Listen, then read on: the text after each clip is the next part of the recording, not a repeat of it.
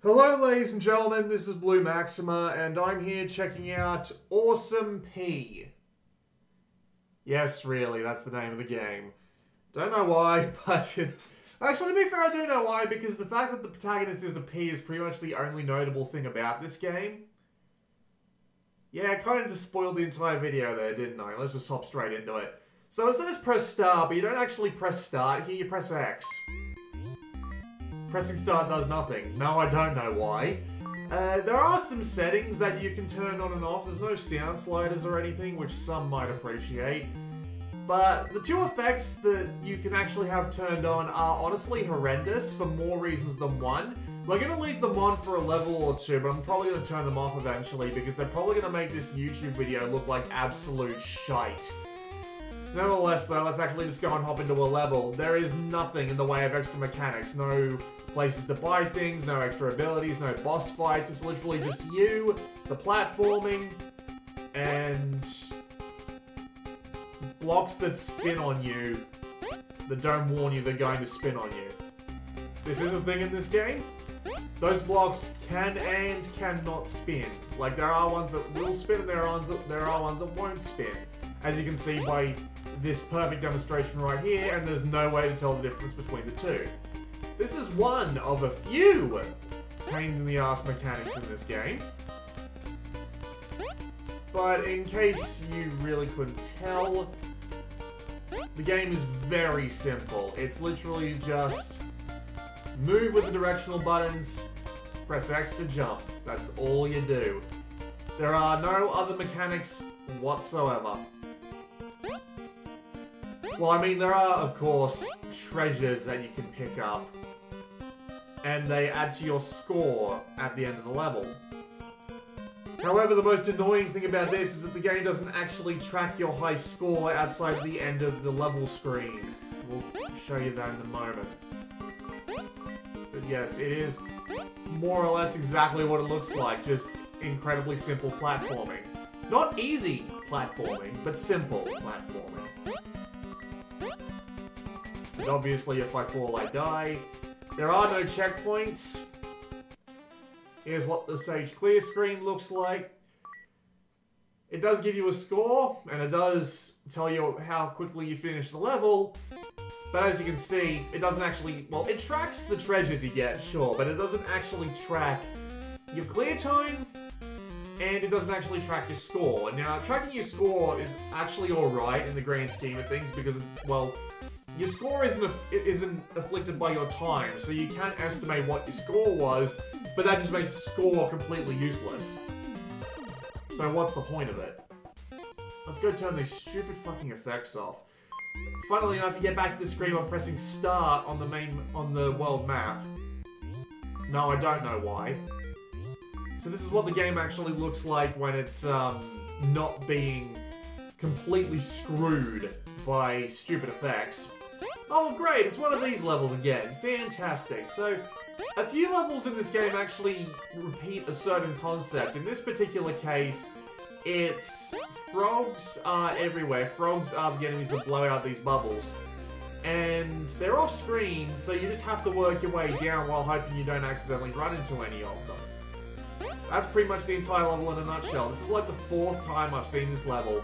I'm on level like 13 and there's only 30 levels. So, the game's also quite short. I'm not going to tell you how long I've been playing for because I haven't been keeping track, but I know it's been less than an hour. There's no way I've been playing this for more than an hour at this point. Thankfully, there's the end of the level. There is one or two neat concepts like that, but they run them into the ground. There are levels that take place, like, entirely on trains. Just as an example, this is absolutely one of the levels that takes place on trains. These are usually really long and honestly really annoying to play. Just because of how bloody long they are. They also have this annoying thing to have the background scrolling by there too, because the background and the main game are almost as bright as each other, which makes them almost impossible to tell apart on a good day. So, yeah, it can be kind of a pain in the ass. That's my eyes, if I'm being perfectly honest. There are some levels that don't do this, but... Well, yeah, they're kind of rare.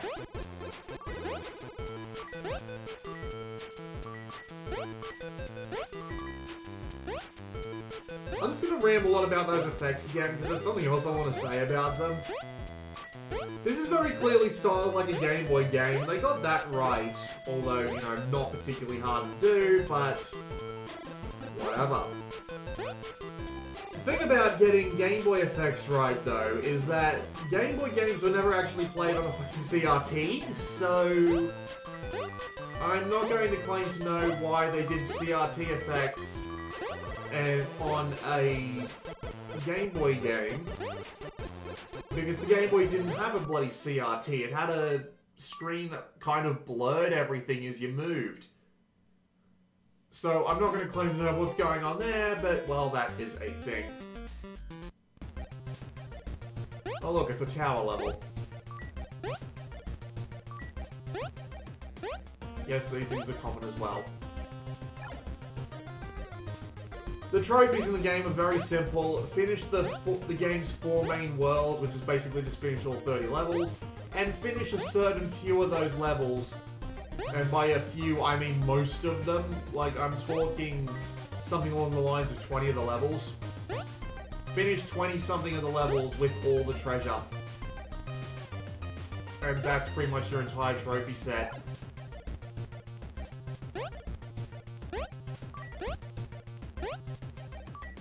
I'm not going to say the game isn't challenging. The levels are definitely tricky little bastards to try and get through. But the difficulty curve is way off. Some of the levels can be just cakewalks in comparison to the levels before them. And while the lack of checkpoints is sometimes noticeable, it's not horrible.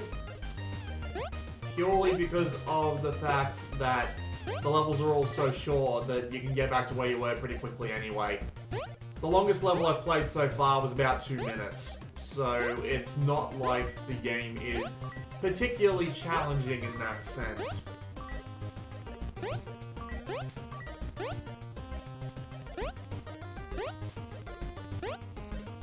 Apparently this game was made by a young girl.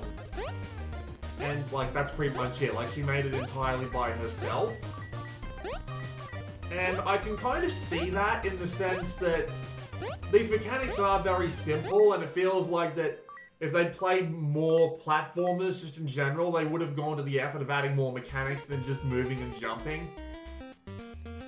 I'm not saying that it's a bad thing, I'm just saying that, well, honestly, it's not that engaging. Once you've played through a couple of levels in the game, you've seen everything it has to see, so it just kind of feels like that it's not so much pointless, but more just along the lines of, well, it's more along the lines of repetitive and uninteresting after the first few minutes.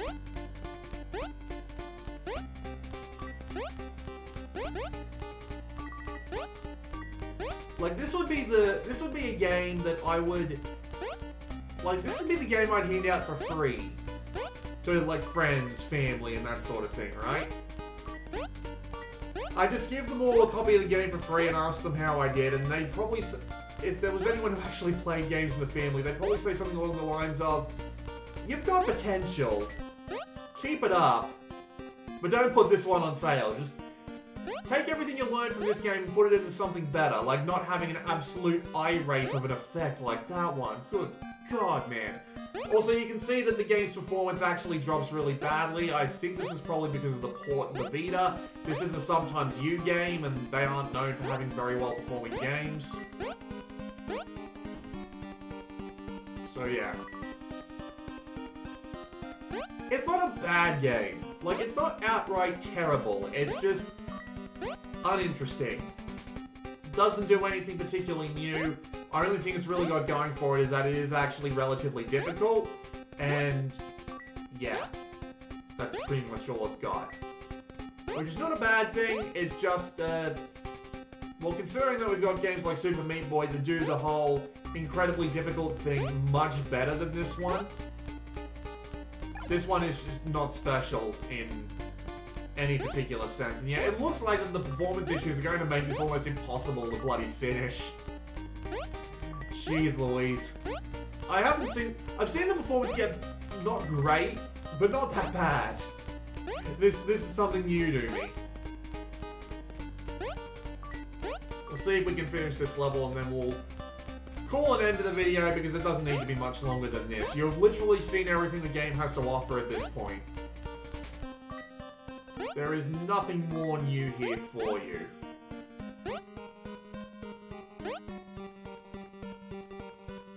I'm telling you, man, it's gonna be fucking difficult to finish with... Can I get on... Why was I? Can I do that? No, I'm... Okay. Yeah. What? For fuck's sake, that blade must have gone, like, right through the ground and just hit me in 1 pixel. There's been a couple of times where I've said the collision mask on this game for the P is absolute bullshit. Look at that effect. That effect is so distracting. Definitely feels like that was put in there on purpose.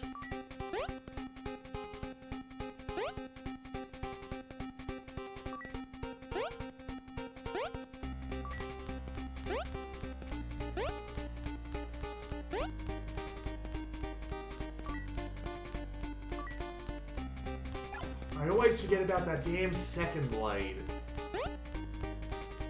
There are a couple of segments in this game that do devolve into trial and error just because of blades like that. Where they've got 2 blades that are going across the same surface, and you think you clear a one, but then you just go head first into the other. And that's pretty much the entire problem. Nah, screw it, I'm done. I'm not even gonna try. But yeah, you've seen literally everything there is to see. There's no bosses, there's no spending your treasure on anything, there's no secret levels, there's no extra mechanics that are more than just move and jump, and you've seen pretty much every enemy there is in the game up to this point.